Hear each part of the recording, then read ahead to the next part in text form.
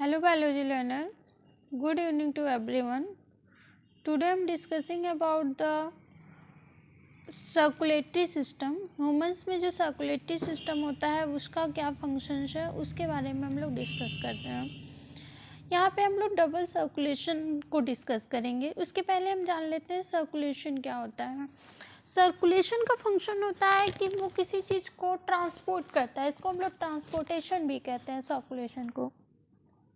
यहाँ पे हम ह्यूमंस के सर्कुलेटरी सिस्टम को डिस्कस कर रहे हैं. ह्यूमंस में जो सर्कुलेटरी सिस्टम होता है उसका मेन फंक्शन है कि हमारे जो न्यूट्रिएंट्स हैं, जो हमने खाना खाया है उससे जो हमें न्यूट्रिएंट्स मिलता है एंड हमने जो ऑक्सीजन्स लिया है उस ऑक्सीजन्स को ट्रांसपोर्ट करने का काम. मीन्स दैट हमने खाना खाया, स्टमक में गया एंड वहाँ एब्जॉर्ब हुआ स्मॉल इंटेस्टाइन में. नेक्स्ट हमने ऑक्सीजन्स लिया, हमारे लंग्स में गया. वहाँ से ट्रांसपोर्ट करने का फंक्शन जो होता है वो हमारे सर्कुलेटरी सिस्टम के थ्रू होता है. वहाँ से हमारा ब्लड जो होता है उन चीज़ों से मिक्स होता है, न्यूट्रिएंट्स एंड ऑक्सीजन से, एंड देन वो बॉडी के हर सेल्स के बाद ट्रांसपोर्ट करने का काम करता है. जैसे एग्जाम्पल्स हम ऑक्सीजन्स का लेते हैं. ऑक्सीजन्स हमारा कैसे ट्रांसपोर्ट होता है, तो हमारे बॉडी में ब्लड में हीमोग्लोबिन्स प्रेजेंट होता है. हीमोग्लोबिन्स क्या करता है, ऑक्सीजन से कंबाइन हो जाता है, ऑक्सी हीमोग्लोबिन का फॉर्मेशन करता है एंड देन वो पूरी बॉडी में सेल्स के पास ले जाके ऑक्सीजन्स को ट्रांसपोर्ट करता है. इसी तरह स्मॉल इंटेस्टाइन में जो ब्लड है वो फूड्स जो न्यूट्रिएंट्स होते हैं उनसे को एब्जॉर्ब करता है और सेल्स के पास ले जाके उसको ट्रांसफ़र करता है. देन सेल्स उसको ऑक्सीजन से कंबाइन करके एनर्जी प्रोवाइड करता है, एनर्जी का फॉर्मेशन करता है.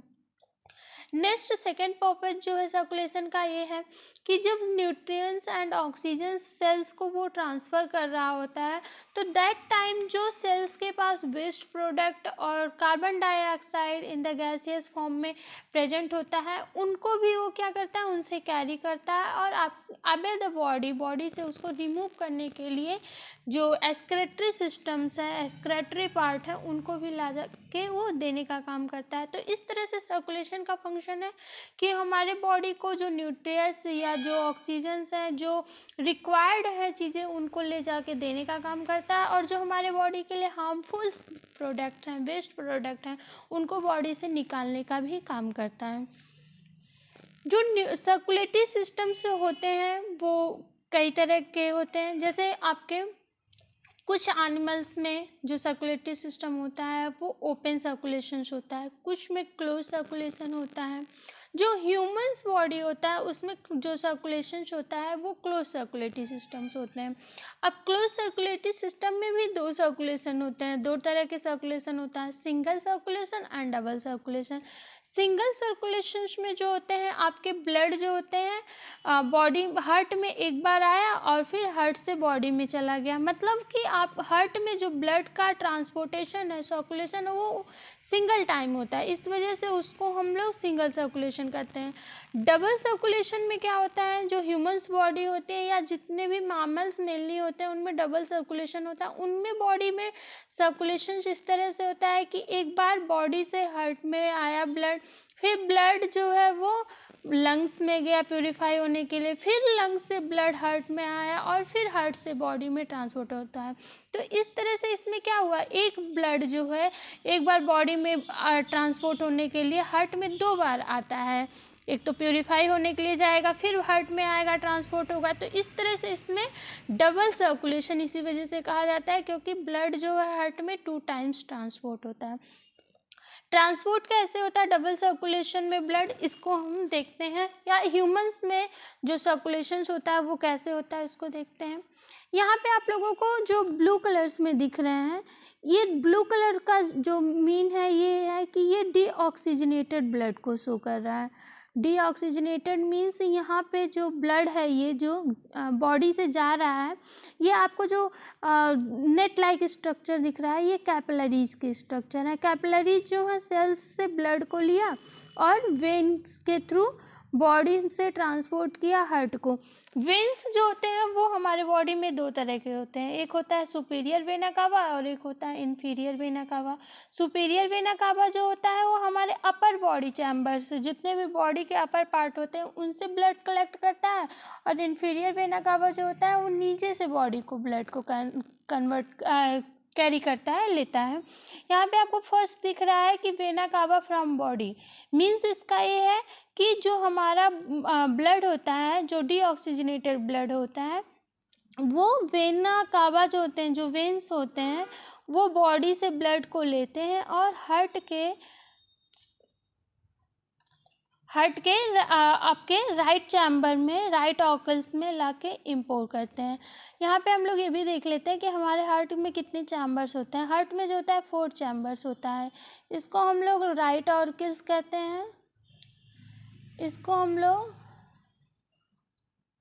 राइट वेंट्रिकल्स कहते हैं, इसको हम लोग लेफ्ट ऑर्किल्स कहते हैं और इसको लेफ्ट वेंट्रिकल्स कहते हैं। तो अपर जो चैम्बर्स होते हैं दोनों, उसको हम लोग ऑर्किल्स, और नीचे के जो होते हैं उसको वेंट्रिकल्स कहते हैं। तो जो ब्लड होता है बॉडी से कैरी होता है और हार्ट के फर्स्ट चैम्बर में राइट ऑर्किल्स में आता है। यहाँ पे आपको एक ट्राइक्यूस्पिड वॉल्व दिखती है, ये ओपन होती है वॉल्व, और ब्लड हमारा राइट वेंट्रिकल्स में ट्रांसपोर्ट होता है। फिर आपका ब्लड यहाँ से पल्मोनरी आर्टरीज के थ्रू, यहाँ पे आपको एक एक्सेप्शंस भी दिखेंगे कि हार्ट में, कि हमेशा जो वेन्स होते हैं वो इम्प्योर ब्लड को कैरी करते हैं, डीऑक्सीजनेटेड ब्लड को कैरी करते हैं, और जो आर्टरीज होती हैं ये ऑक्सीजनेटेड ब्लड को कैरी करती हैं। बट पल्मोनरी में ऐसा नहीं होता, पल्मोनरी में एक्सेप्शंस होते हैं। जो पल्मोनरी वेन्स होती हैं वो ऑक्सीजनेटेड ब्लड को कैरी करती हैं, और पल्मोनरी जो आर्टरीज होती हैं वो डीऑक्सीजनेटेड ब्लड को कैरी करती हैं।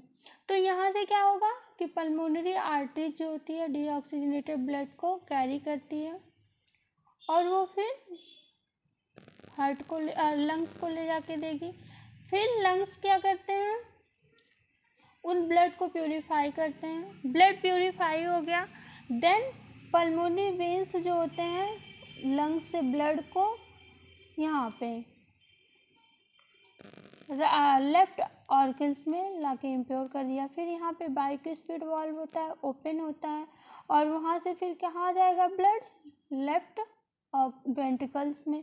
लेफ्ट वेंट्रिकल से ब्लड फिर आयोर्टा के थ्रू, यहाँ पे आयोर्टा के थ्रू आपका ब्लड जो है फिर बॉडी में जाएगा, कैपिलरीज के थ्रू बॉडी में ट्रांसपोर्ट हो जाता है। तो इस तरह से बॉडी में डबल सर्कुलेशन होता है। हमारा जो सर्कुलेशन होता है उसको हम लोग ये भी कहते हैं कि फर्स्ट जो होता है सर्कुलेशन वो सिस्टमेटिक होता है और पल्मोनरी सर्कुलेशन होता है। दो तरह का सर्कुलेशन हम लोगों की बॉडी में होता है।